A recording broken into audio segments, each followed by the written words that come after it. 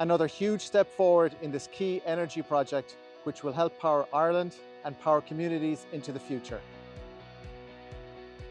The onshore cable for the Celtic Interconnector is now complete, another key step forward in connecting Ireland and France. We're here at the landfall at Claycastle Beach, East Cork, where we've reached another major milestone for the Celtic Interconnector. The result of months of careful planning and coordination with our contractors, and thanks to the cooperation of the local community in Youghal, have led to today's success. Each step has been carefully planned with safety at the heart of achieving this latest step.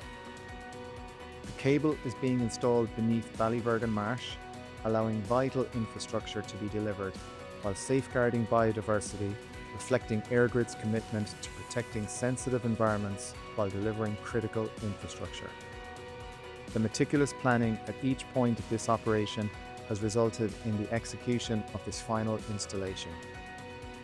The final onshore cable has now been successfully installed at the transition joint bay and is now ready to receive the marine cable once the offshore cable works are complete.